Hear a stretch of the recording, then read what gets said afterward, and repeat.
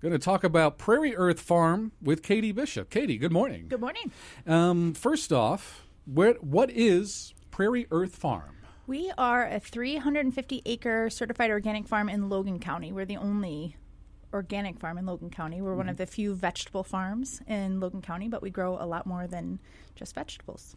And organic farm, what determines what an organic farm is? How are you able to put that label on? So we are inspected by a third-party inspector every year.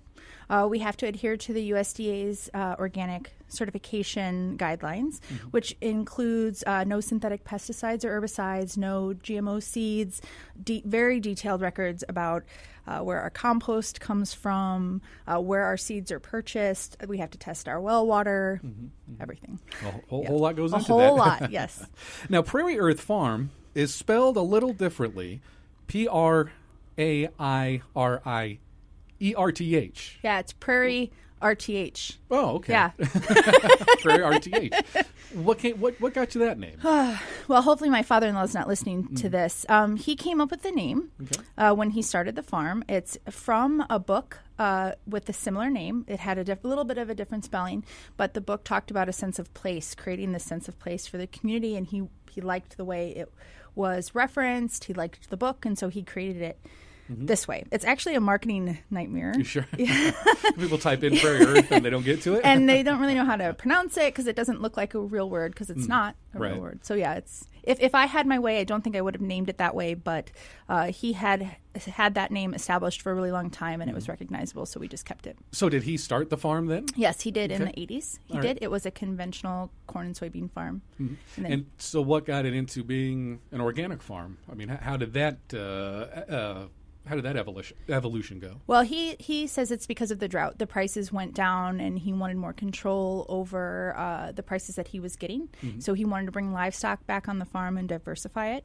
And that was just a natural progression into what he had already been doing on his family farm when he was younger, which was essentially organic farming. You said it was father-in-law. How did you get involved in it? Yeah, I married his son. Okay, well, that might help, yeah. Yeah, so my husband Hans and I, we met at State Farm. We worked full-time there and just discontent with working in a cubicle.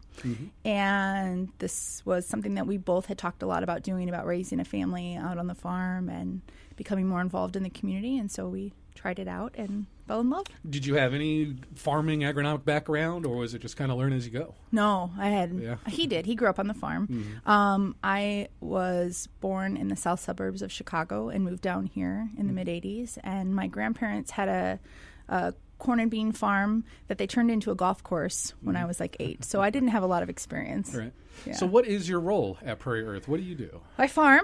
Okay. I raise vegetables. I'm with part of the vegetable operation. I oversee a lot of the post-harvest handling, so the washing, the packing, the wholesale orders, all of the marketing, all of the bookkeeping, and all of the business side of things I do. So kind of a operations manager almost. Yeah, I like that. In a way. Yeah. Okay. Yeah. You can take that back to the father-in-law. And maybe ask for a raise. There you go. Yeah. That'll work. So, you grow so much. How do you plan out what you're going to grow each season? Do you do, the same thing every year, and then maybe each year you try something new? Well, we started off growing everything, and now each year we take a little bit out, actually, so it's the opposite. The things that are more labor-intensive or less profitable, as we started farming more, we realized how to keep better records of what it was costing us to produce those items, and when we realized that there's not a high profit margin, then maybe we would take those out, like green beans and cherry tomatoes, all that little bits of picking.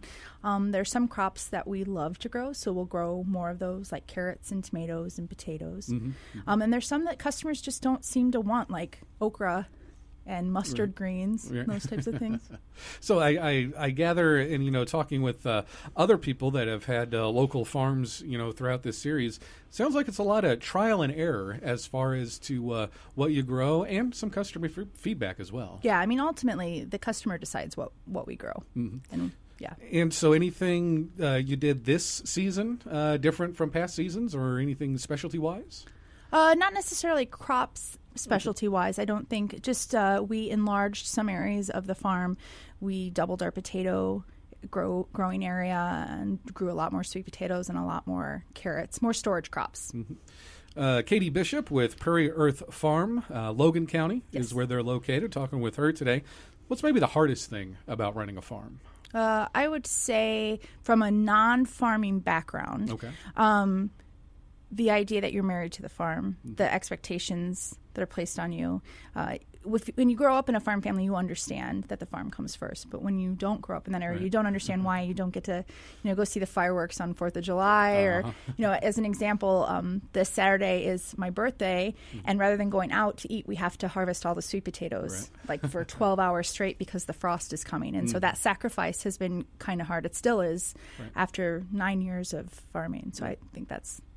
Has the we've had fairly warm fall so far. Does that affect how what your crops do at all, or were they already kind of in the getting ready to harvest mode that this really warm weather we've been having hasn't affected anything? Well, we're picking pretty much from May through October, November. So there's so many different crops coming on at so many different times. But it's hard to get the fall crops to germinate when it's that hot and dry. So things like spinach, we had trouble growing. We don't have a lot of spinach for this year. But otherwise, they seem to be doing well. We're finally getting rain. We haven't had rain all summer, so this rain has been challenging and awesome all at the same time. I see what the hardest thing. What's your favorite thing about being on the farm? Oh, the people. Definitely. The people, the ability to connect with people based on this mutual love of food and our rural communities has been, I think, my favorite part. Where can people find your produce from PrairiErth Farms? Well, if you're in Champaign-Urbana, you can find it at Common Ground Co-op. We also sell to Flying Machine Avionics, Red Herring, and Hopscotch. So otherwise, we sell up into the Chicago area and at the Bloomington Farmers Market and at grocery stores and restaurants in Bloomington and Springfield. There's a lot of, these smaller farms around. Do you guys network with each other, talk with each other at all, just kind of brainstorm ideas with them? Yes. I mean, I think that's one of the things that makes these types of small, diversified farms really stand out from large-scale conventional farms is there's this amazing network of farmers, and we share ideas. Sometimes we share employees. We're constantly communicating. We're sharing equipment. Tell us about the pack shed, the food hub that you've got out there. Yeah, that's wonderful. So this is an example of that collaboration. There's more than enough demand for local food throughout the state of Illinois. Plenty of farmers that want to scale up or want to continue farming or make this their full-time career. It's just connecting those dots. And so the food hub, what it does is act as a central aggregate where farmers can come and take their produce, and we'll deliver it for them on their behalf to Chicago, Champaign, or Springfield at this point. So it's no cost to those farmers. We don't charge them for that service. But how it came about was we use Central Illinois Produce, which is here in Champaign-Urbana.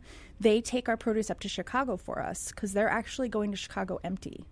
They're bringing produce to Central Illinois. It's always a misconception. It's not produce from Central Illinois going anywhere. It's coming to Central Illinois. So when they go up to Chicago, they're empty. So they take our load of produce up there. But our truck is never full when we're going to Central Illinois Produce. So the idea is to combine enough farmers so that we have a full truck and can send that up to Chicago or to Champaign or Bloomington. Katie Bishop with PrairiErth Farm. I assume you guys have a media presence, social media presence online? Yes. How do we find it? Yep. So we are at, well, if you can figure out how to spell it. Right. We are spelling again here in a bit. But we are on Facebook and Instagram, Twitter, YouTube. I haven't figured out Snapchat yet. I don't think I'm going to go that route.